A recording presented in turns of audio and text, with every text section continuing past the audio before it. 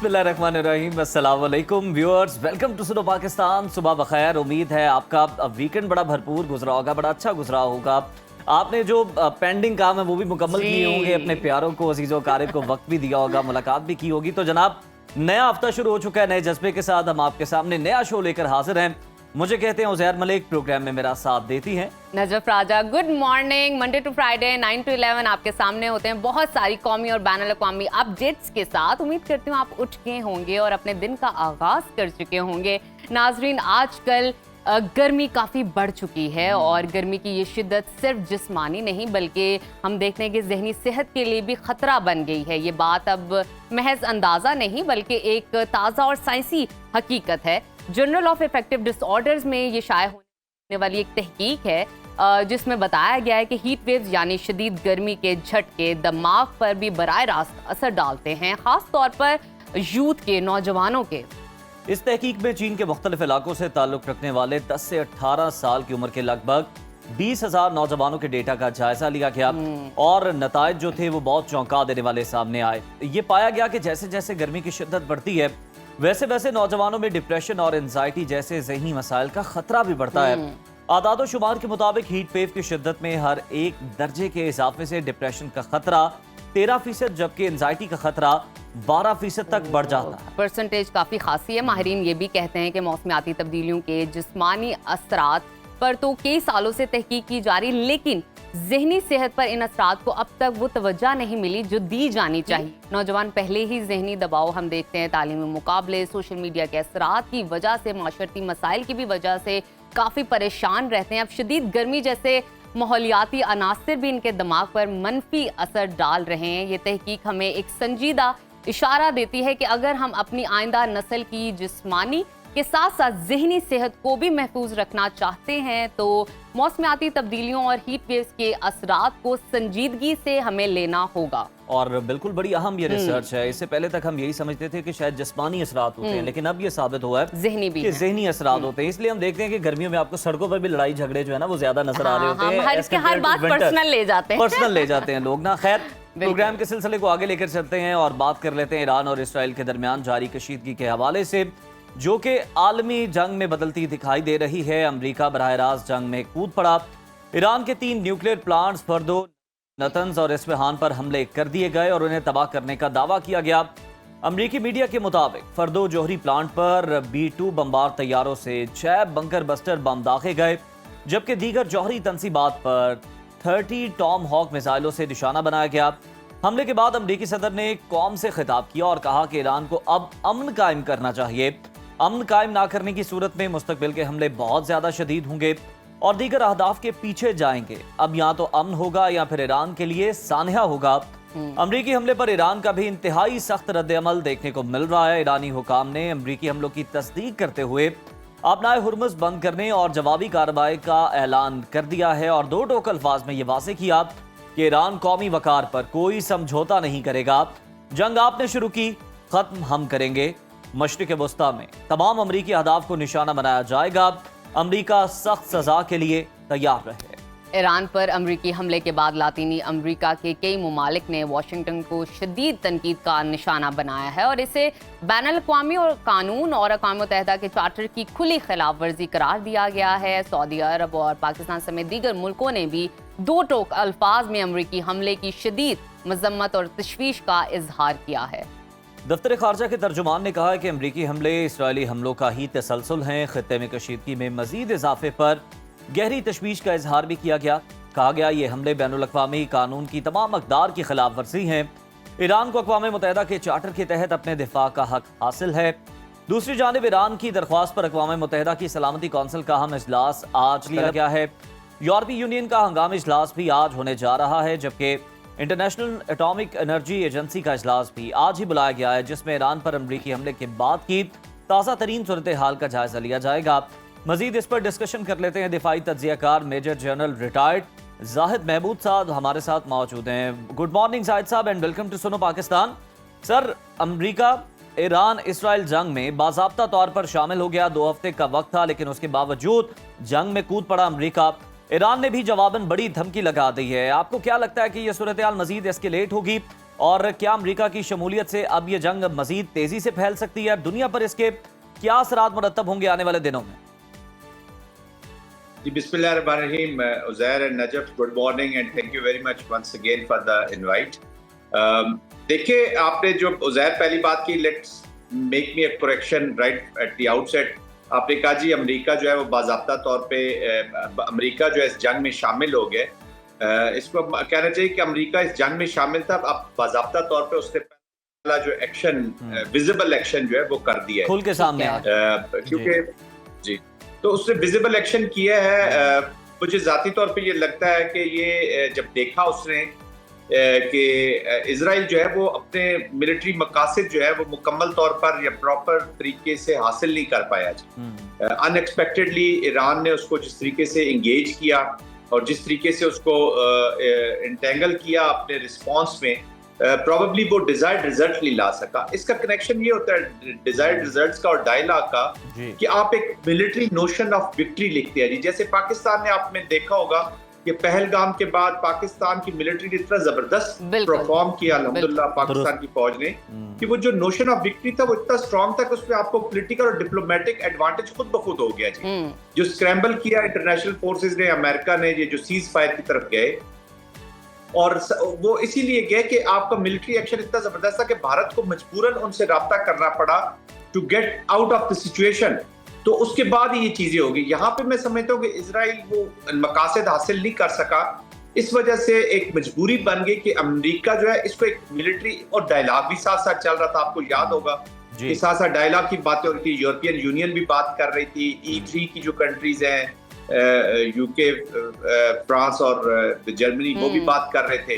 तो वो उस वक्त स्ट्रेंथ की जगह से बात कर रहा था Iran, little bit strength, not really कि मैं कहूँ कि वो डोमिनेट कर गया था, नो ये बात भी नहीं है, लेकिन थोड़ा सा रूम था जिसकी वजह से वो डी एस्केलेशन के बजाय अमेरिका ने की जो डिमांड आई या जो इजराइल की डिमांड है कि आप कैप्चुलेशन ऑफ पॉलिसी करें। कैप्चुलेशन ऑफ पॉलिसी का मतलब यह है कि आप अपना न्यूक्लियर बिल्कुल ही इवन पुरअमन मकासद के लिए भी आप यूज नहीं कर सकते।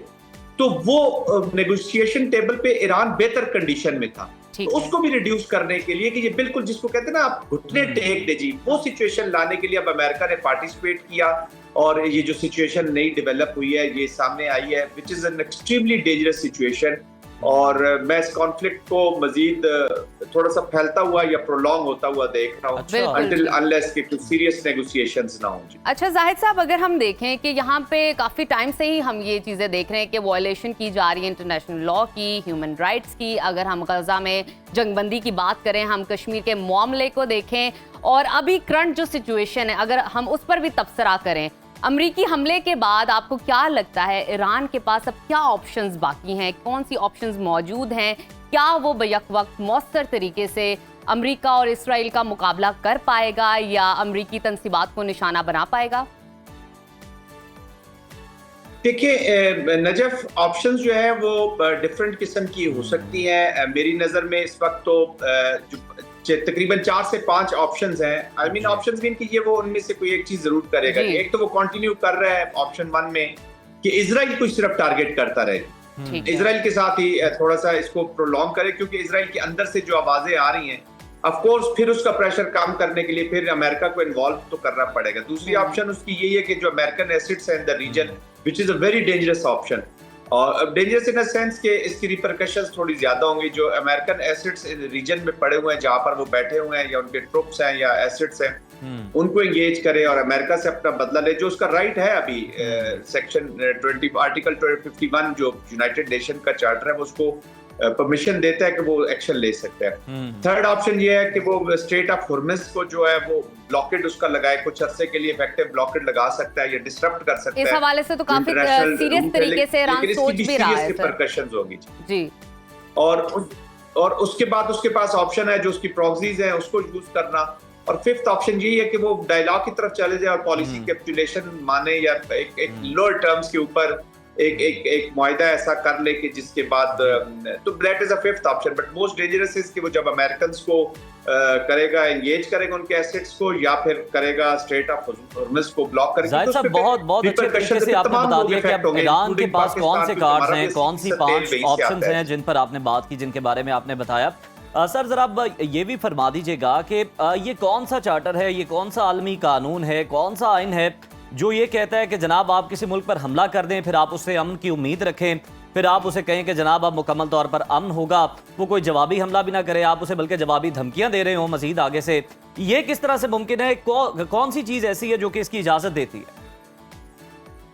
ये बिल्कुल, ये बहुत बड़ा आलमी कानून अब बन गया, दिस इज न्यू नॉर्मल, और इसका नाम है माइट इज राइट। जिसके पास ताकत है वो खुद ही जज है, खुद ही ज्यूरी है, खुद ही एग्जीक्यूशनिस्ट है, और ये माइट इज राइट है। अनफॉर्चुनेटली आपने बिल्कुल सही तरफ पॉइंट आउट किया, मैं इसको बस उस एंगल से कह रहा था कि ये नया न्यू नॉर्मल बना दिया गया है। जिसके पास ताकत है वो किसी मुल्क के ऊपर भी चढ़ दौड़ता है जी, और अमेरिका खास तौर पे जो उसके हिब्रिस्टिक अप्रोच है वो अंडरस्टैंड करता है, और हमें भी ये समझने की जरूरत है कि देखिए इकोनॉमिक डोमेन में काफी हद तक, फिर पॉलिटिकल डोमेन में कुछ हद तक तो हम मल्टीपोलैरिटी या बाइपोलैरिटी देख रहे हैं, लेकिन as far as the military construct is concern, international construct, उसके बीच में America is a unilateral power जी, उसको कोई तरह चैलेंज नहीं करा। अब आप देख रहे हैं रशिया और चाइना के हालांकि सीरियस इंटरेस्ट है इस रीजन के अंदर, अमेरिका के भी इंटरेस्ट है, और तीनों के इंटरेस्ट, मजे की बात यह है कि स्टेबिलिटी के साथ ही जुड़े हुए हैं। फर्क यह है कि चाइना और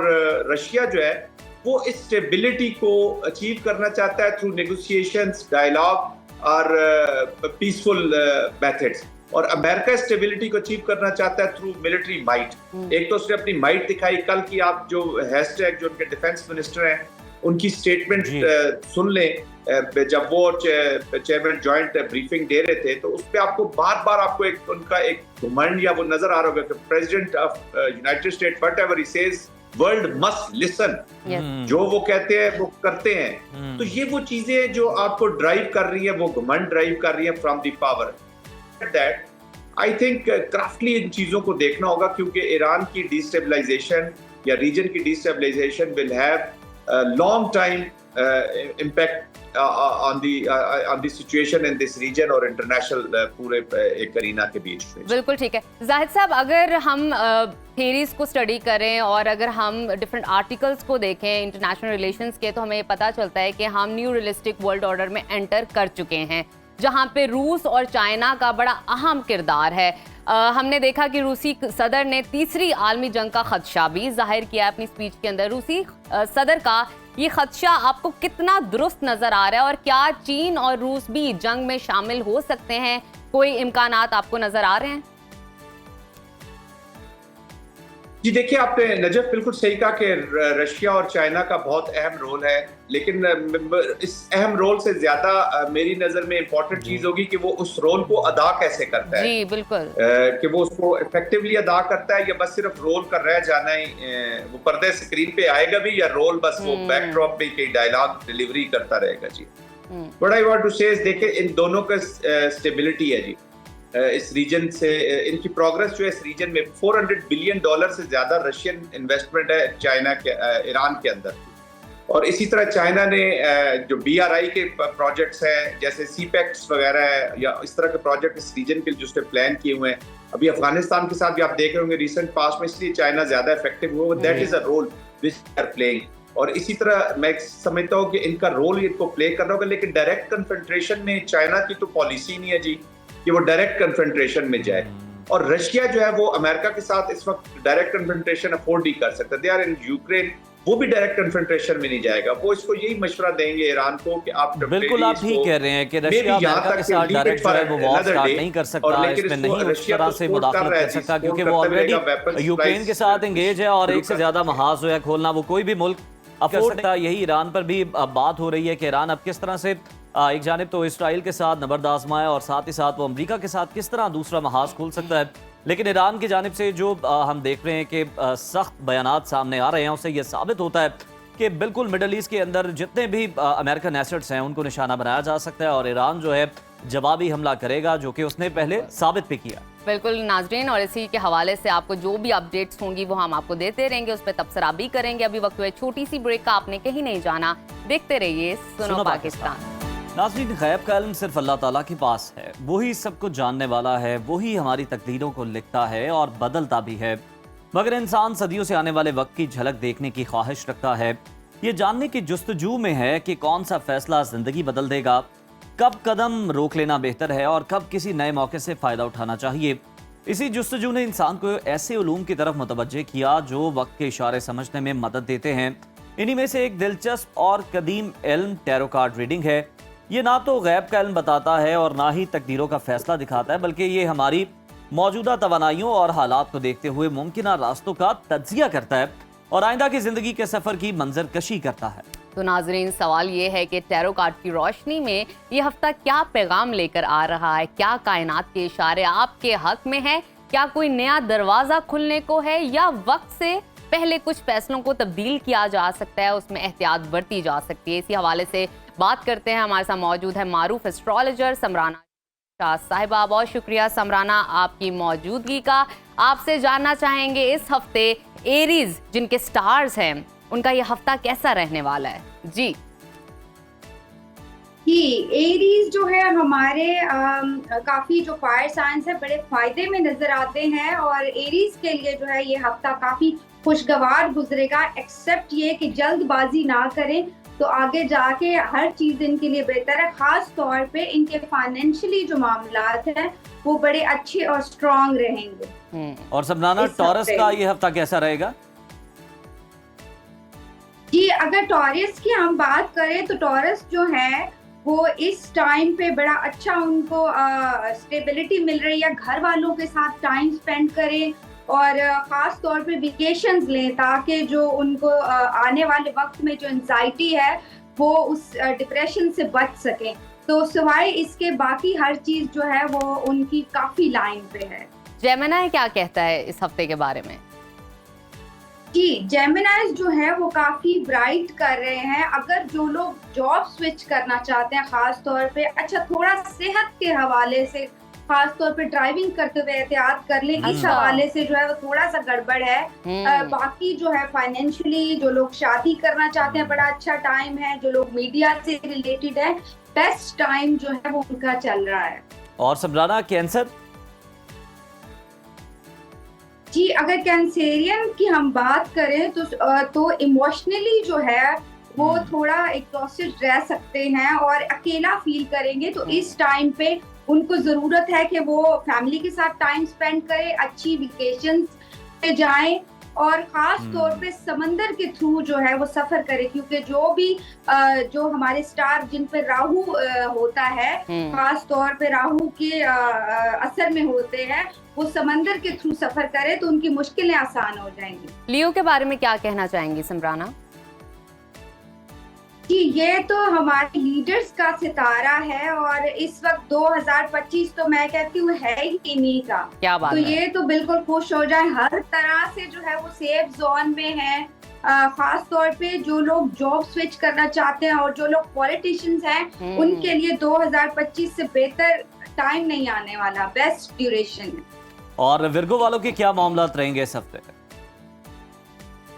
जी, अगर हम इस स्टार की बात करें तो इस टाइम पे जो उनको ट्रबल रह सकता है वो ये है कि पेशेंस थोड़ा उनको रखना पड़ेगा और अपने इमोशन पे जो है वो कंट्रोल रखना पड़ेगा, अदरवाइज वो किसी ट्रबल में ना फंस जाए। खास तौर पे पेपर वर्क करते वक्त अगर देख के करेंगे तो उनके लिए फायदेमंद रहेगा। और लिब्रा का ये हफ्ता कैसा रहेगा? जी, अच्छा जी, अगर हम अगले स्टार की बात लिब्रा की बात करें, थोड़ा ट्रबल आ रहा है तो हम नेक्स्ट स्टार पे जाते हैं। नेक्स्ट स्टार की हम बात करेंगे तो हमारा जो नेक्स्ट स्टार वो लिब्रा है। वो फाइनेंशियली तौर पे तो मजबूत रहेंगे, लेकिन सेहत के हवालों से जो है उनको काफी एहतियात करनी चाहिए। एहतियात करेंगे तो ही जो है वो आगे ग्रो कर सकते हैं। तो समराना, स्कॉर्पियंस के लिए क्या प्रेडिक्ट करेंगी आप? कि स्कॉर्पियंस जो है ना वो इस वक्त one of the best time उनका चल रहा है। शादी करना चाहते हैं, मंगनी करना चाहते हैं, रिलेशन में आना चाहते हैं, कोई जॉब जो है वो करना चाहते हैं, तो इससे बेहतर टाइम नहीं आने वाला। ये रिस्क लेने का टाइम है, रिस्क लें इस टाइम पे। बिल्कुल ठीक। और सेजिटेरियस के बारे में भी बताइएगा। जी, सेजिटेरियस की अगर हम बात करें तो एडवेंचर का जो है वो स्टार है, तो ये टाइम जो है फायर साइंस के लिए बहुत बेस्ट है। शादी करना चाहते हैं, बिजनेस स्टार्ट करना चाहते हैं, कुछ न्यू बाय करना चाहते हैं, तो ये बेस्ट टाइम चल रहा है सेजिटेरियस का, तो बिल्कुल सेफ जोन में है। और कैप्रिकॉर्न? कि अगर तो हम बात करें तो उन्हें थोड़ा मोहतात होके चलना पड़ेगा, खासतौर पे अपने डिसीजंस को लेके घर वालों के साथ या फैमिली के साथ या लव वंस के साथ जो है वो कोई नाचाकी ना हो जाए, तो थोड़ा सा अपने इमोशंस और गुस्से पे कंट्रोल कर लें, बाकी मामला जो है वो इनके दुरुस्त है। इक्वेरियस का स्टार क्या कहता है इस हफ्ते के बारे में? अच्छा जी, इक्वेरियस का भी बहुत अच्छा टाइम चल रहा है, खास अच्छा। तौर पे वीनस अच्छी पोजीशन में है, तो सबका फाइनेंशियली जो है वो बेहतरी आ रही है हर चीज में, लेकिन जो है वो इमोशनली थोड़ा सा डिस्टर्ब रह सकते हैं ये लोग, तो उस मामले में अगर एहतियात कर लें, ज्यादा ओवर रिएक्ट ना करें, गुस्सा ना करें, तो बाकी चीजों में ये काफी सेफ नजर आते हैं। और सबराना, लास्ट वन, पाइसेस के बारे में क्या कहेंगे? जी, अगर पाइसिस की हम बात करें तो पाइसिस के लिए भी बहुत अच्छा टाइम चल रहा है, रिस्क लेने का टाइम है, अगर जॉब स्विच करना चाहते हैं वो अच्छा है, पार्टनरशिप करना चाहते हैं वो अच्छा टाइम है, शादी या मंगनी करना चाहते हैं तो इससे बेस्ट जो टाइम नहीं आने वाला, तो फिर आप सोच लें जो पाइसेस यहाँ बैठे हुए हैं। बिल्कुल ठीक है सबराना, लास्टली हमें जरा ये बता दें कि जो इस वक्त हम देख रहे हैं ईरान इसराइल कशीदगी चल रही है, इस हवाले से आप क्या प्रेडिक्ट करेंगी? आने वाले दिन कितने इंपॉर्टेंट हैं, क्या होने जा रहा है, मामला कब बेहतर हो सकते हैं बातचीत की मेज पर? सर 2024 जब स्टार्ट हुआ था तो आई थिंक आपके शो में मैंने आके बोला था कि ये अल्लाह ना करे थर्ड वार की तरफ हमारे स्टेप जा रहे हैं, तो बाकी देखिए खुदा बेहतर जानता है, लेकिन सिचुएशन जो है वो काफी खराब है, और खास तौर पे वर्ल्ड वार के हवाले से भी और अपने मुल्क के हवाले से भी, जैसे पहले थोड़ा इंडिया ने थोड़ा किया था स्टेप, तो उस तरह से कोई और चीज सितंबर में या जून जुलाई तो बड़े खतरनाक जो है वो टाइम है, तो बस अल्लाह से दुआ करें कि हम लोग जो है वो सेफ जोन में रहें। बिल्कुल आमीन। और अभी तो जून जो है वो मुकम्मल नहीं हुआ, आगे जुलाई भी है और आपने इन दोनों महीनों के हवाले से प्रेडिक्ट किया है, बहुत शुक्रिया। सबराना शाह हमारे साथ मौजूद थी और अपनी माहिराना राय दे रही थी। खैर अब हम कुछ बात कर लेते हैं पाकिस्तान की खूबरू मॉडल और कामयाब अदाकारा रिमशा खान की, जो आज 31 बरस की हो गई हैं। रिमशा ने 2017 में अपने एक्टिंग करियर का आगाज किया। उनके मारूफ ड्रामों में माह तमाम, खुद परस्त, घिसी पिटी मोहब्बत, सिन्फे आहन और दुनियापुर जैसे मेगा प्रोजेक्ट्स शामिल हैं।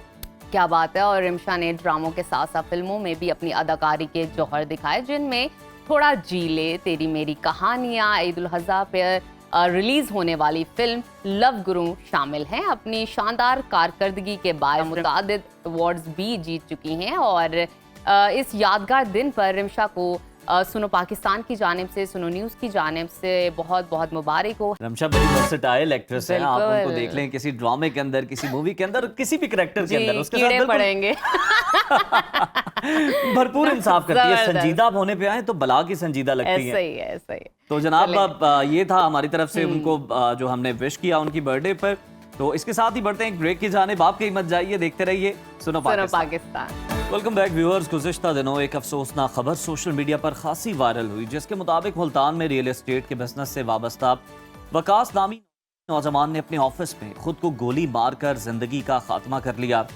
इब्तदाई तहकीकात से ये मालूम हुआ कि उनकी शादी कुछ माह कबल ही हुई थी, मगर घरेलू नाचाकियों की वजह से वो शदीद ज़हनी उलझन में मुब्तला थे।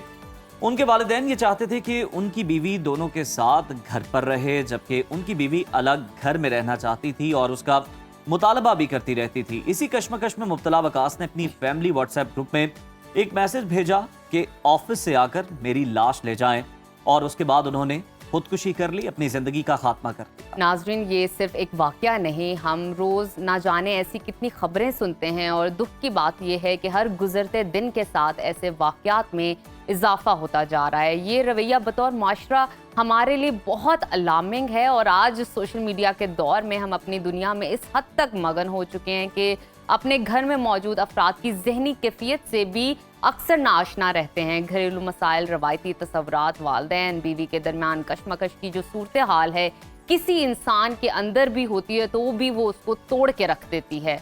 स्टडीज हमें ये बताती हैं कि पाकिस्तान में तकरीबन 34% अफराद आम जहनी तकालीफ जैसे डिप्रेशन, एंजाइटी वगैरह का शिकार हैं और 90% खुदकुशी के वाकयात की वजह भी डिप्रेशन और एंजाइटी है। ऐसे में बुनियादी सवाल ये है कि हम अपने माशरे में जहनी दबाव की शिद्दत को क्यों नहीं देख पाते और सोशल मीडिया की तेज़ रफ्तारी में हम अपने इर्द गिर्द मौजूद लोगों की जहनी कैफियत का अंदाज़ा लगाने में क्यों नाकाम रहते हैं। इन जैसे बहुत से सवालात का जवाब जो है वो जानेंगे। इन मसाइल पर बुनियादी हल पर बात करेंगे। आज हमने में दावत दी है मुल्क के मारूफ साइकोलॉजिस्ट डॉक्टर अली अजमल साहब को। डॉक्टर साहब, वेलकम टू सुनो पाकिस्तान। ये बड़ी अफसोसनाक खबर है जो कि आपकी नज़र से भी यकीनन गुजरी होगी, बहुत वायरल है सोशल मीडिया पर भी। इब्तदाई तहकीक की बात करें तो बहुत से हकाइक सामने आए हैं। इस वाक़े में अगर देखा जाए तो आप बुनियादी कसूरवार किसे समझते हैं? देखिए, इसमें मुख्तलिफ लोगों का कसूर है। इसमें एक तो माशरे का भी कसूर है, फिर हमारी फैमिली जो कि इस नौजवान की फैमिली थी, बहरहाल उसका भी एक रोल है, और एक हद तक जो भी लोग सुसाइड करते हैं उनका अपना भी किरदार होता है। अगर हम सबसे पहले बात करें कि जो माशरे में जो चीज़ें चल रही हैं, देखें एक चीज़ आप याद रखें, मैं बतौर साइकोलॉजिस्ट लोगों को ये बात बताना चाहता हूँ कि जो रिश्ते हैं वो बहुत अहम हैं।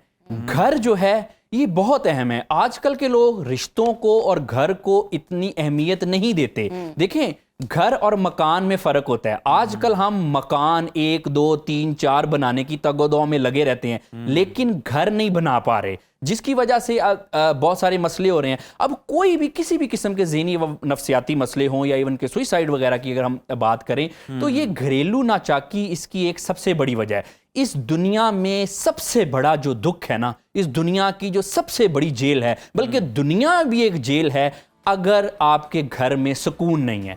लेकिन अगर आपके घर में सुकून है, चाहे आपको 100 मसले हैं, कोई माशी मसला है, कोई समाजी मसला है, लेकिन एक अच्छा सुकून वाला घर, जिस मकान में सुकून हो वो वाला घर, उससे बढ़ के इस दुनिया में नेमत नहीं है। अब देखें कि मुख्तलिफ वजूहात की बिना पर लोगों को ज़हनी व नफ्सियाती मसले होते हैं, जिसमें आमतौर पे आप देख लें गुर्बत है या आजकल के तेज़ दौर के जो तकाज़े हैं या कोई भी मामलात और भी जो ज़हनी व नफ्सियाती मसाइल की वजह बनते हैं। लेकिन इसमें एक चीज़ आप देखें, अगर किसी का घर ठीक है, घर में अगर किसी के सुकून है, तो चाहे आपको माशी मसले हैं, आपको समाजी मसले हैं, आप स्ट्रगल कर रहे हैं, आप अमीर हैं, आप गरीब हैं, आपकी जिंदगी बहुत अच्छी गुजरेगी। जितने भी मसाइल हैं आप सुकून के लिए घर जाएंगे, लेकिन अगर फिर आप घर में ही सुकून नहीं है तो फिर चाहे आपके पास जितने मर्जी मकान है, देखें आप दुनिया के चाहे सबसे ज्यादा सक्सेसफुल इंसान हैं। बहुत ही डीप बात की है कि दुनिया भी एक जेल है, लेकिन घर में अगर सुकून हो तो आपको चारों तरफ सुकून ही नजर आता है।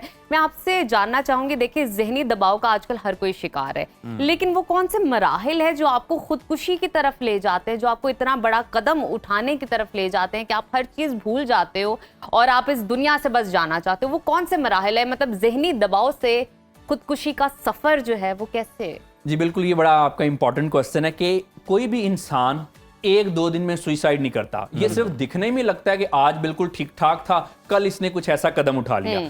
एक इंसान को ये फैसला करते करते और उसको एग्जीक्यूट करते करते मुख्तलिफ किस्म के मराहल से गुजरना पड़ता है। सबसे पहले क्या होता है, हमेशा कोई ना कोई ज़हनी व नफ्सियाती मसला ही होता है। कोई भी दुनिया का शख्स जो है वो सुसाइड नहीं करता जब तक कि वो एक ज़हनी तौर पे एक हद तक मफलूज और बीमार नहीं होता, क्योंकि मसले तो दुनिया में सबको होते हैं। जो जिन अभी जो नौजवान ने सुसाइड की, अल्लाह ताला इसको खरीके रहमत करे, लेकिन बहुत सारे ऐसे नौजवान हैं जो कि इनसे भी निचली जिंदगी गुजार रहे हैं, वो नहीं करते ऐसा।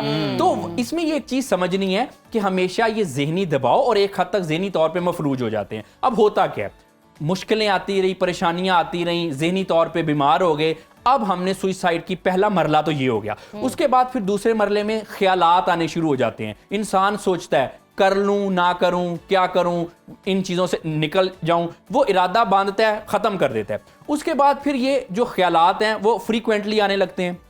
अगला मरला वो डिसाइड कर लेता है कि अब मैंने करना ही करना है, लेकिन फिर वापस आ जाता है। तो ये देखिए, ये आहिस्ता आहिस्ता पहले ख्यालात आए, फिर उसने इरादा किया, फिर ख्यालात वापस छोड़ दिए, इरादा छोड़ दिया। डर का भी तो एलिमेंट होगा अंदर। एग्जैक्टली जी, बहुत ये जो आपने मराहिल बताए हैं बड़ी खूबसूरती से, ये बताइएगा कि ऐसे केसेस में हम देखते हैं कि फैमिलीज की भी बड़ी जिम्मेदारी होती है। कौन सी ऐसी नफ्सियाती अलामात होती हैं जैसे फैमिली ये अंदाजा लगा लेती है कि ये इस बारे में सोच रहा है या ये फैसला कर चुका है, ये क्या है? देखिए, इसमें दो चीजें आपने पूछी, ये बड़ी अहम है। सबसे पहली तो बात ये कि कैसे अंदाजा लगाया जा सकता है कि कोई शख्स करना चाह रहा है। देखिए, बिल्कुल आप देख सकते हैं कि कोई शख्स ऐसे कर रहा है। उसमें क्या कि अगर उसके बिहेवियर में विजिबल तब्दीलियां आनी शुरू हो गई, मिसाल के तौर पे अगर वो शख्स इतना हंसमुख नहीं था, नॉर्मली टेम्परामेंट नहीं था उतना, तो क्या करता है वो हंसमुख शुरू हो जाता है, लोगों से मिलना जुलना शुरू कर देता है, कोई अपने पसंद के खाने वाने खाना शुरू कर देगा, कोई लोगों से माफिया मांगना शुरू कर देगा, उसकी नींद के पैटर्न चेंज हो जाएंगे। तो जब कोई शख्स ऐसे करता है तो आमतौर पर इसका एक इंटरप्रिटेशन ये भी होती है कि अब ये कुछ करने जा रहा है। एक तो ये चीज है। अब देखिए, दूसरा ना इसमें एक और ऐसा एंगल है कि जिसको हम आमतौर पर नहीं इसको देख रहे, वो बहुत अहम है। इस नौजवान की अगर बात करें, देखिए, पसंद की शादी की, अब ये एक बड़ी इंपॉर्टेंट चीज है कि पसंद की शादी करना कोई बुरी बात नहीं है, लेकिन पसंद की शादी हम जज्बाती होकर कर तो लेते हैं, लेकिन उसमें मैच्योरिटी नहीं होती।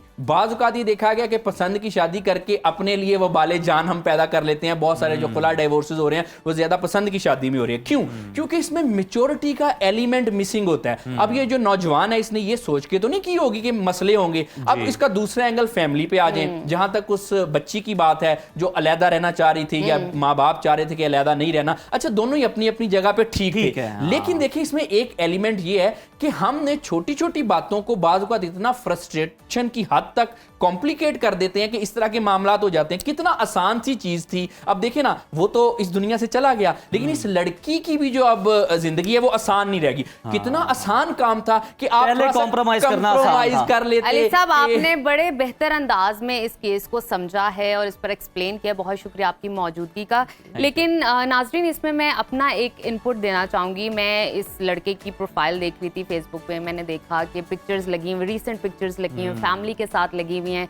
फिर कुछ टाइम पहले इन्होंने उम्रे की अदायगी भी की। एक बेहतरीन और एक सोशल आदमी नजर आया, लेकिन अगर आप शक्ल से भी देखें तो खूबरू आदमी है, खुश फेज आदमी है, पता चलता है कि सोशल है, लेकिन और रियल स्टेट से इनका ताल्लुक है। लेकिन जो मसला बना फैमिली की जानिब से बना, मियाँ बीवी की लड़ाइयाँ बनी, तो नाज़रीन आपसे यही मेरी गुजारिश है कि आप कोशिश कीजिए कि मियाँ बीवी की जो आपस की लड़ाइयाँ हैं वो खुद से सॉर्ट कीजिए, उसमें तूल ना आने दीजिए, क्योंकि जितना तूल आता है, जितना फासला आता है, वो उतना ही सॉर्ट नहीं हो पाता। आप ये भी देखें ना, तो जिंदगी बहुत बड़ी नेमत है। ये इस तरह के मसाइल मसाइब आपकी जिंदगी का हिस्सा है, ये आते हैं, आपने इनको बेहतर अंदाज में डील करना है और आपने इस तरह इनसे हारना नहीं है। ये बड़ा हम मैसेज है आप जिंदगी में भी अपने रिश्तेदारों को, अपने माँ बाप को नाराज करके जा रहे हैं और अल्लाह ताला भी खुदकुशी से नाराज होता है।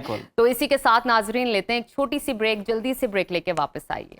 Welcome back. मुल्क के मुख्तलिफ इलाकों में मौसम ने करवट बदली है और अगर हम बात करें तो लाहौर समेत पंजाब के कई शहरों में बारिशों का सिलसिला जारी है। मजीद मुल्क भर में मौसम किस तरह का रहने वाला है और टेम्परेचर क्या है, दर्जा हरारत क्या रहेगा, ये हमें बताएंगी डिटेल मेरे से जानिए। तो आइए उस जानिब चलते हैं और आपको दर्जा हरारत से आगाह करते हैं।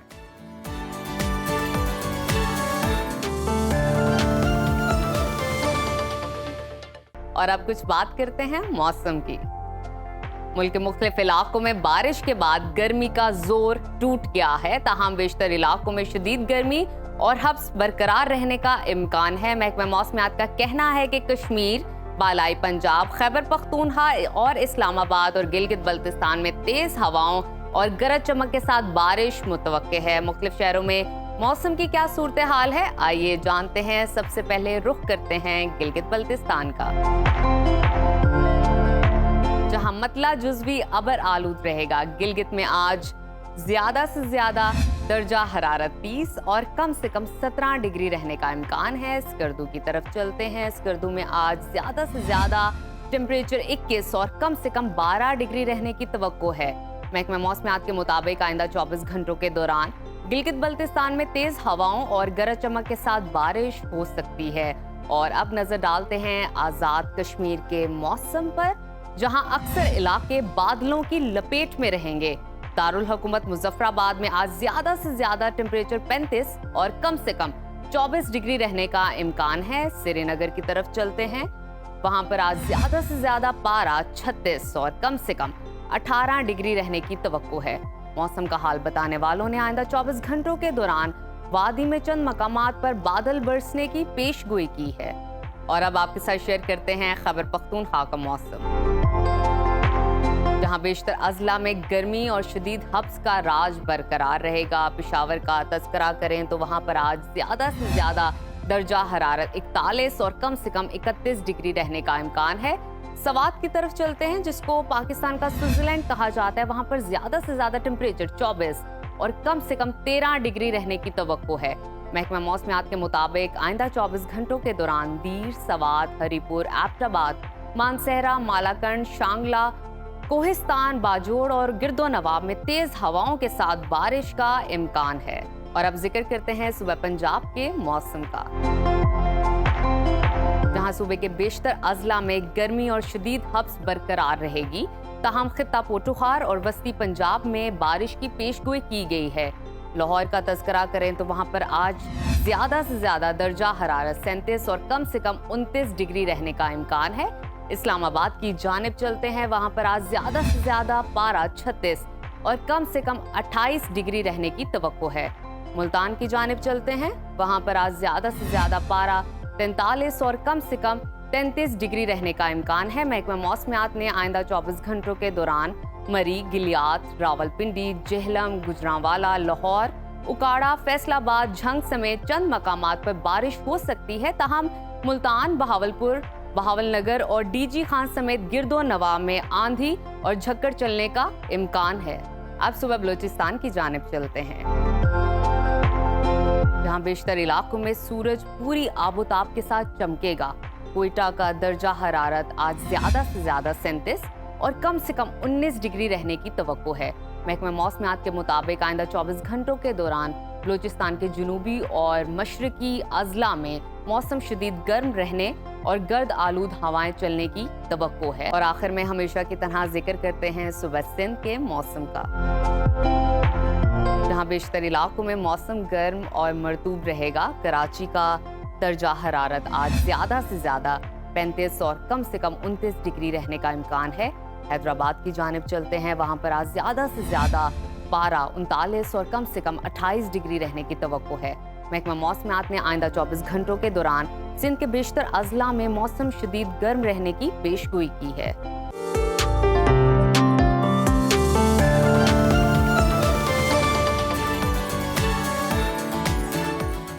जनाब, मौसम की सूरत हाल आपने जानी। मजीद जो है मौसम को बेहतर अंदाज में समझते हैं कि कहाँ कहाँ बारिशें होंगी, कहाँ पर हब्स रहेगी और कहाँ पर ठंडी हवाएं चलेंगी, जिससे मौसम खुशगवार होगा। तो chief meteorologist doctor Zaheer Ahmed Babar साहब ने हमें ज्वाइन किया है।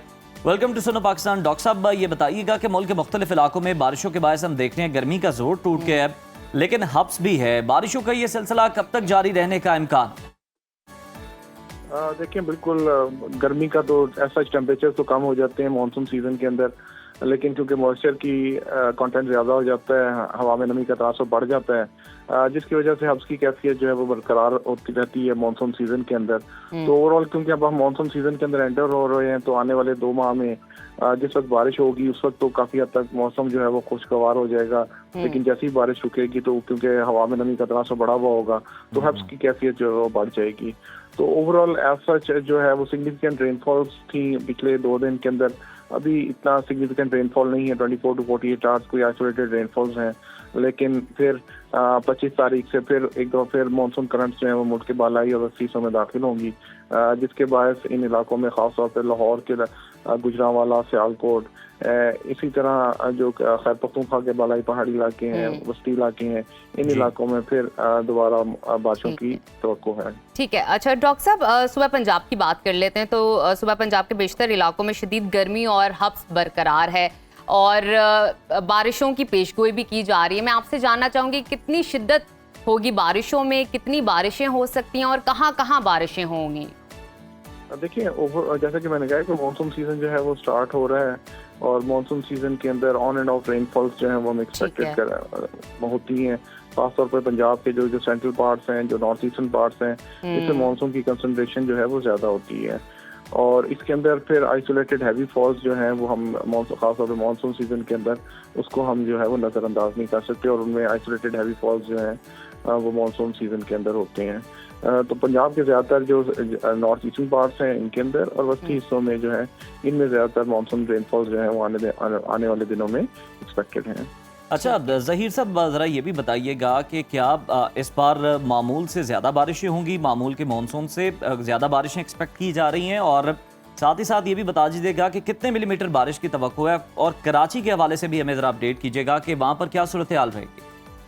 ओवरऑल जो पाकिस्तान भर में जो मानसून रेनफॉल्स हैं वो नॉर्मल के करीब है, नॉर्मल और स्लाइटली अबव नॉर्मल रेनफॉल्स जो है वो एक्सपेक्टेड हैं। जो मुल्क के ज़्यादातर जो जनूबी हिस्से हैं, वस्ती हिस्से हैं, इनमें तो नॉर्मल मानसून रेनफॉल्स एक्सपेक्टेड हैं। जो हमारे नॉर्दर्न पार्ट्स पंजाब के नॉर्थ ईस्टर्न पार्ट्स हैं, इनमें जो है वो मामूल से स्लाइटली अबव नॉर्मल रेनफॉल्स जो हैं मानसून सीजन के अंदर एक्सपेक्टेड है। कराची में और सिंध के जो दीगर हिस्से हैं उसमें फिलहाल जो है वो मौसम खुश्क है। इसी तरह जो कोस्टल बेल्ट है इसके अंदर भी कोई फिलहाल कोई इतनी सिग्निफिकेंट रेनफॉल जो है वो एक्सपेक्टेड नहीं है। ठीक है डॉक्टर साहब, खैबर पख्तूनख्वा के हवाले से बात कर लेते हैं। वहाँ पर भी शदीद गर्मी और हब्स का राज बरकरार है। आपसे हीट वेव के हवाले से भी जानना चाहूँगी और बारिशों के हवाले से भी बताइएगा। देखिए हीट वेव कंडीशन तो किसी हद तक सबसाइड कर जाती हैं जब बारिशें हो रही होती हैं। ठीक है। तो लेकिन जैसे कि पहले कहा था कि उसके अंदर जब मॉइस्चर कंटेंट ज़्यादा हो जाता है एटमॉस्फेयर के अंदर, तो फिर जो फील लाइक टेम्परेचर होता है जिसको हम हब्स की कैफियत कहते हैं वो बढ़ जाती है। तो आइंदा आने वाले दिनों में टेम्परेचर तो किसी हद तक कम हो जाएंगे, लेकिन जो फील लाइक टेम्परेचर हैं, जो हब्स की कैफियत है वो बढ़ जाएगी। इसी तरह जो खैबर पख्तूनख्वा के जिस तरह का आपने जिक्र किया उन इलाकों में भी इसी तरह जो है वो हब्स की कैफियत, क्योंकि मॉइस्चर कंटेंट ज़्यादा होगा उसमें जो है वो हब्स की कैफियत बढ़ी रहेगी। लेकिन जब बारिश होगी या बारिश के दौरान जो है वो किसी हद तक जो टेम्परेचर जो है मुतदल हो जाएंगे और वो मौसम जो है वो बेहतर हो जाएगा। सही, बिल्कुल ठीक है। बहुत शुक्रिया डॉक्टर साहब। डॉक्टर ज़हीर अहमद बाबर साहब हमारे साथ मौजूद थे, जो कि मौसम की सूरत हाल से आगाह कर रहे थे, बारिशों के बारे में भी बता रहे थे। तो नाजरीन, जब हीट वेव के बाद डायरेक्टली हम शिफ्ट करते हैं मानसून की जानिब और बारिशों की जानिब, तो एक और बड़ा मसला दरपेश होता है जो कि बीमारियों का होता है, जो कि बरसात के मौसम में बीमारियां जनरेट होती हैं। आपको डेंगू भी हो जाता है, मलेरिया भी हो जाता है। बीमारियों से कैसे बचना है, खुद की सेहत का ख्याल कैसे रखना है, उस हवाले से हम बात करेंगे। ब्रेक के बाद डॉक्टर साहब हमारे साथ मौजूद होंगे जो कि आपको प्रिकॉशन बताएंगे कि बीमारियों से आप कैसे बचें, अपनी फैमिली का कैसे ख्याल रखें। तो अभी लेते हैं एक छोटी सी ब्रेक। आपने कहीं नहीं जाना, देखते रहिए सुनो पाकिस्तान। वेलकम बैक टू सुनो पाकिस्तान। नाजरीन, बरसात का मौसम जहां एक तरफ ठंडी हवाओं और बारिश की खुशबू लिए आता है, वहीं दूसरी जानिब ये मौसम मुतादिद बीमारियों को भी जन्म देता है। आलूदा पानी का इस्तेमाल, फिजा में नमी और जगह जगह खड़ा पानी के बायस जो है टाइफाइड हो जाता है, इसहाल, डेंगू, मलेरिया और दीगर वायरल इन्फेक्शन तेजी से फैलने लगता है। आलमी इदारे सेहत और Pakistan institute of medical sciences के मुताबिक पाकिस्तान में हर साल बरसात के दौरान लाखों अफराद पेट की बीमारियों, बुखार और वायरल इन्फेक्शंस का शिकार होते हैं, जिनमें से ज्यादातर केसेस बच्चों, बुजुर्गों और कमजोर कुव्वत मुदाफ़त रखने वालों में देखने को मिलते हैं। इस अहम मौजू पर बात करने के लिए आज हमारे साथ स्टूडियोज में मौजूद हैं assistant professor internal medicine doctor Sarwat Iqbal साहिबा। डॉक्टर साहिबा, वेलकम टू सुनो पाकिस्तान। सबसे पहले तो हम आपसे जानना चाहेंगे कि बरसात के मौसम में सबसे ज़्यादा आम कौन सी बीमारियां हैं और उनकी सिम्टम्स क्या होती हैं? जी, आपको थोड़ा सा बीमारियों के बारे में बताने से पहले मैं थोड़ा सा एक बैकग्राउंड देना चाहूँगी कि जब भी रेनफॉल या रेनी सीजन स्टार्ट होता है तो उसमें ये होता है कि ज़मीन के अंदर जो हमारा वाटर टेबल है वो राइज कर जाता है। ठीक है, क्योंकि वैसे तो ग्राउंड लेवल के ऊपर अगर 100 फीट के ऊपर या 120 फीट के ऊपर आपका पानी है, क्लीन वाटर, तो जब बारिशों का सीज़न आएगा तो वही वाटर लेवल राइज कर जाएगा। ठीक है। और अक्सर आपने देखा होगा कि हमारे स्पेशली अगर लाहौर की बात करें तो जो पुराने लाहौर के अंदर और जहाँ पे सीवरेज के सिस्टम्स बहुत पुराने डले हुए हैं, तो उनके अंदर ब्रेक्स, लीकेजेस कॉमन होती है। ठीक है, तो उससे ये होता है कि वो जो वाटर लेवल राइज हुआ है उसकी मिक्सिंग शुरू हो जाती है सीवरेज के पानी के साथ। ठीक है, जिसके उसकी कंटामिनेशन स्टार्ट हो जाती है।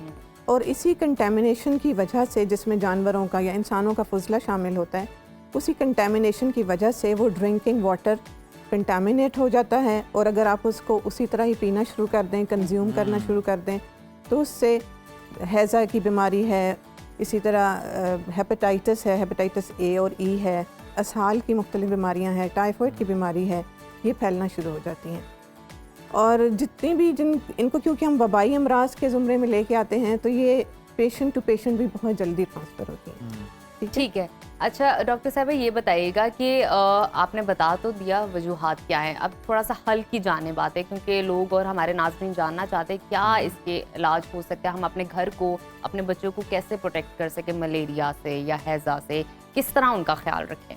जी जितनी भी ये वबाई अमराज हैं या वाटर बॉर्न डिजीज़ जिनको हम कहते हैं, इनका route of transmission feco oral route होता है। ठीक है, थोड़ा सा आसान फीको ओरल रूट को अगर मैं जनरल पब्लिक के लिए थोड़ा सा डिस्क्राइब करूं तो उसमें ये होता है कि वो बीमारी जो आपके ही अपने पखाने के ज़रिए ट्रांसमिट हो रही है, ठीक है, या आपने नाखून प्रॉपरली नहीं तराशे हुए, या आप जब वॉशरूम से आते हैं या रेस्ट रूम से होके आते हैं तो आप प्रॉपरली हैंड वॉश नहीं करते, बिल्कुल ठीक है, जिसकी वजह से वो जो जर्म्स हैं वो दोबारा खाना तैयार करते हैं या उन्हीं हाथों से खाना खाते हैं तो वो दोबारा आपके पेट में जाते हैं और ये एक साइकिल इसी तरह कॉन्टीन्यूसली चलता रहता है और इसमें घर के दूसरे फैमिली मेम्बर्स भी उसी तरह ही अफेक्ट होते हैं। ठीक है, ये तो खाने पीने की और आपकी डेली रूटीन के हिसाब से। बिल्कुल सही है डॉक्टर साहब, अगर कोई इफेक्ट हो जाता है किसी घर में बिलफर्ज किसी फर्द को हाल या फिर वॉमिटिंग शुरू हो जाती है, पेट का कोई मसला हो जाता है, तो फौरी तौर पर इब्तदाई तिब्बी इमदाद की अगर हम बात करें तो वो क्या होनी चाहिए? सबसे पहले तो पेशेंट को एक तो क्लीन उसकी हैंड हाइजीन, पर्सनल हाइजीन के ऊपर स्पेशल तवज्जो देनी चाहिए। ठीक है, पेशेंट को एजुकेट करना चाहिए, जैसे हम अपने ओपीडी के अंदर भी पेशेंट्स आते हैं तो उनको बार बार ये चीज़ समझाते हैं कि सफाई का खास ख्याल रखें, ठीक है, हमेशा खाना खाने से पहले हमेशा हाथ धोएं, अपने नेल्स वगैरह को ट्रिम करके रखें। उसके बाद दूसरी होता है कि जब एक दफ़ा डायरिया या वॉमिटिंग किसी पेशेंट को स्टार्ट हो गई है तो उसमें क्योंकि डिहाइड्रेशन पेशेंट को हो रही होती है, जिस्म से पानी का लॉस हो रहा होता है, नमकियात का लॉस हो रहा होता है, तो पेशेंट को हम एडवाइस करते हैं कि एक तो क्लीन ड्रिंकिंग वाटर यूज़ करें, जैसे हमारे मुख्तलिफ शहर के अंदर तो मुख्तलिफ एरियाज़ के अंदर फ़िल्टर प्लांट्स भी लगे हुए होते हैं, लेकिन सबसे बेस्ट तरीका ये होता है कि आप वाटर को बॉयल करें, पानी को उबाल के इस्तेमाल करें। लेकिन कुछ लोग कहते हैं कि उसके अंदर से मिनरल्स खत्म हो जाते हैं ज़्यादा बॉयल करने से, ऐसा या ये मिथ है? कुछ हद तक हम कह सकते हैं कि जो हार्ड वाटर है वो सॉफ्ट वाटर में कन्वर्ट हो जाता है, कुछ कैल्शियम डिपॉजिट हो जाता है जब आप उसको बॉयल करते हैं, लेकिन अगर सोडियम की बात करते हैं या पोटाशियम की बात करते हैं तो वो कंटेंट उसी तरह पानी के अंदर ही रहता है। सही। ठीक है, और बॉयल करने का एडवांटेज ये होता है कि आपने अपनी आंखों के सामने उस चीज़ को एक क्लीनिंग के प्रोसेस से आपने गुजारा और आपको एतमाद है कि पानी अब बिल्कुल ठीक है। अच्छा डॉक्टर साहब ये भी बताइए, इस मौसम में टाइफाइड, डेंगू, मलेरिया ये बहुत आम हो जाता है, एक लेमैन के लिए पहचानना मुश्किल हो जाता है कि अगर वो टेस्ट नहीं भी कराए तो उसको समझ नहीं आता कि उसके बच्चे को डेंगू है, मलेरिया है, हैज़ा है, साल है, क्या है। तो टेस्ट से पहले हम किस तरह पहचान सकते हैं कि ये निशानियां हो तो आपको ये डिजीज़ है और फिर आप हॉस्पिटल या क्लिनिक की जानिब जाइए? जी जनरली अगर इसहाल की हम बात करते हैं या हैज़ा की बात करते हैं तो हैज़ा में बिल्कुल टिपिकली पेशेंट को बहुत ज़्यादा वॉमिटिंग या वाटरी स्टूल्स शुरू हो जाते हैं। ठीक है, और बिल्कुल क्लासिकली आप समझ लें कि सफ़ेद रंग के मोशंस होते हैं, ठीक है, नॉट येलो नॉट ब्राउन, ठीक है, बिल्कुल वाइट कलर के मोशंस पेशेंट्स को आना शुरू हो जाते हैं। तो कोई पेशेंट अगर इस तरह की कंप्लेन करे तो फ़ौरन हमारा सस्पिशन जाता है कि इसको हैज़ा या कॉलरा की बीमारी स्टार्ट हो गई है। ठीक है, तो ये जनरली असहाल या कॉलरा के पेशेंट्स की तो ये टिपिकल सिम्टम्स होते हैं। और डेंगू और मलेरिया, टाइफाइड या मलेरिया, क्योंकि ये वाटर बॉर्न डिजीजेज हैं तो इसके लिए ये होता है कि पेशेंट्स को हम कहते हैं कि जल्दबाजी की ज़रूरत नहीं है। अच्छा, पेशेंट्स के अंदर बहुत जल्दबाजी होती है, वो खुद ही चले जाएंगे फार्मेसी से कोई सेल्फ मेडिकेशन शुरू कर देंगे, 3-4 किस्म के एंटीबायोटिक्स ले आएंगे, वो खाना शुरू हो जाएंगे, और इसका नतीजा ये हुआ है कि पाकिस्तान में टाइफाइड से ड्रग्स का रेजिस्टेंट इतना ज़्यादा हो गया है कि बहुत जो लास्ट हमारे पास ऑप्शंस होती थी मेडिकल या एंटीबायोटिक्स की, अब हमें वो यूज़ करना पड़ती है क्योंकि बॉडी ने उसको टॉलरेट ही पहली वाली एंटीबायोटिक्स को इतना कर दिया है कि अब वो रेजिस्टेंस रही नहीं। तो जिन पेशेंट्स में अगर सिर्फ बुखार है, तेज़ बुखार हो रहा है, ठीक है, बॉडी में पेन्स हो रही हैं, अगर मोशंस नहीं हैं बहुत ज़्यादा, ये उल्टियाँ नहीं हैं, तो उसमें बहुत ज़्यादा जल्दबाजी की ज़रूरत नहीं है। पेशेंस शो करें, आप सिर्फ एंटीपायरेटिक या पैनाडोल वगैरह लें, बुखार को कम करें, और फिर आप प्रॉपर मुस्तनद डॉक्टर या फिजिशियन से रुजू करें। सेल्फ मेडिकेशन आप नहीं किसी भी सूरत में। बिल्कुल ठीक है डॉक्टर साहब, कुछ हमें आसान टिप्स भी दें, और आपको पता है कि लोग सेल्फ मेडिकेशन के आदी भी हैं, तो कुछ इस तरह की चीज़ें उन्हें बता दें जो कि बहुत ज़्यादा हाइपोटेंसी की ना हो, लेकिन वो यूज़ कर लें इस तरह की सूरत हाल में अगर उन्हें कोई मसला हो गया बरसात के अंदर। हाँ जी, बरसात में जब भी कोई प्रॉब्लम हो तो सबसे सेफ या कॉमनली जो अवेलेबल ड्रग्स भी होती हैं उसमें पैनाडोल ठीक है, बुखार है आप पैनाडोल इस्तेमाल कर लें। ORS का सोल्यूशन ORS का निम्कोल का लिक्विड solution, बॉटल में भी हाँ, आपको ठीक दस्तयाब है, साशे वो के लिक्विड अलावा। फॉर्म में भी अवेलेबल है, साशे फॉर्म में Yes. अवेलेबल है।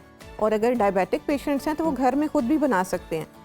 ठीक है, आप सिर्फ शुगर ऐड ना करें, एक लेमन यूज करें, 1 टीस्पून सॉल्ट का 1 लीटर ऑफ वाटर के अंदर। कौन सा सॉल्ट? अब सॉल्ट भी table salt, simple table salt. Simple, ठीक है, तो आप वो एक लीटर पानी के अंदर शेक करें, योर ORS रेडी। ठीक है। ठीक है, तो जो डायबिटिक पेशेंट्स हैं जिनको हम शुगर अवॉइड करने के लिए कहते हैं, तो वो होममेड ORS भी पी सकते हैं। अच्छा, ठीक है, और इस तरह की इसके अलावा कुछ प्रोबायोटिक्स होते हैं। Probiotics are safe, they can be good bacteria for your stomach. They can be used as over the counter, उसके लिए डॉक्टर की प्रिस्क्रिप्शन की जरूरत नहीं होती। ठीक हो गया। थैंक तो यू सो मच डॉक्टर साहिबा, ये आपकी use कर मौजूदगी सकते का हैं। बड़ा अच्छा बहुत लगा आपसे शुक्रिया। बात करके, Thank you क्योंकि so आपने much. हमें तरीक़ेकार और इलाज बताया कि किस तरह अपनी फैमिली को महफूज कर सकते हैं बरसात के मौसम में बीमारियों से। इम्पॉर्टेंट बात उनकी यही लगी कि सेल्फ मेडिकेशन से दूर रहिए, डॉक्टर से रुजू कीजिए। और secondly, which is very important, अगर आपको कोई भी मसला दरपेश होता है तो आप हौसला और पेशेंस से काम लीजिए और फिर एक अच्छे डॉक्टर से रुजू कीजिए और अपनी फैमिली को सेहतमंद रखिए। और अभी नाजरीन लेते हैं एक छोटी सी ब्रेक, आपने कहीं नहीं जाना, देखते रहिए सुनो पाकिस्तान। नाजरीन, प्रोग्राम में आगे बढ़ेंगे और बात करेंगे पाकिस्तान के वर्सटाइल अदाकार हमजा अली अब्बासी की, जो जिंदगी की 41 बहारें देख चुके हैं। हमजा शोबिस इंडस्ट्री के उन नुमाया फनकारों में से एक हैं जिन्होंने ना सिर्फ अदाकारी बल्कि अपनी फिक्री बसीरत, समाजी शऊर और साफ गोई के बायस एक मुनफरिद मकाम हासिल किया। वो इंटरनेशनल रिलेशंस में मास्टर कर चुके हैं और साथ ही साथ उन्होंने अमेरिका से फिल्म मेकिंग की तालीम भी हासिल की है।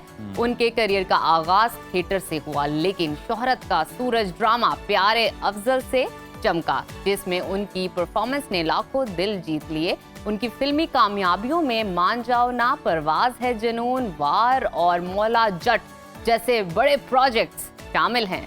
हमजा ना सिर्फ एक बासलाहियत अदाकार हैं बल्कि वो एक बाशऊर पाकिस्तानी भी हैं, जिन्होंने कई मौक़ों पर सोशल मीडिया पर नजरियाती और दीनी गुफ्तगू के जरिए अपनी फिक्री शनाख्त को उजागर किया और साथ ही साथ अपने देखने वालों को हैरान किया। बड़ी ज़बरदस्त उनकी वॉइस क्वालिटी भी है। एक वक्त ऐसा भी आया जब उन्होंने शोबिस को खैरबाद कहा ताकि दीनी और फिक्री पहलुओं पर काम कर सकें। तमाम बाद में वो अपनी शराइत और नजरियात के साथ दोबारा स्क्रीन पर नजर आए और उनका शुमार उन चंद फनकारों में होता है जो अपनी शोहरत को मौशी बेहतरी, मजहबी फिक्र और कौमी खिदमत के लिए भी इस्तेमाल करते हैं। उनकी शख्सियत की बात करें तो बड़ी मुतवाज़न, बावकार और फिक्री सतह पर मजबूत मानी जाती है। यही वजह है कि हमजा अली अब्बासी नौजवानों के लिए एक मुतासिर कुन मिसाल हैं। तो उनकी सालगिरह के मौके पर सुनो पाकिस्तान की पूरी टीम की जानिब से उन्हें सालगिरह बहुत बहुत मुबारक हो। Happy birthday Hamza Ali Abbasi. तो और इसी के साथ ही जनाब हमारी तरफ से अल्लाह हाफ़िज़।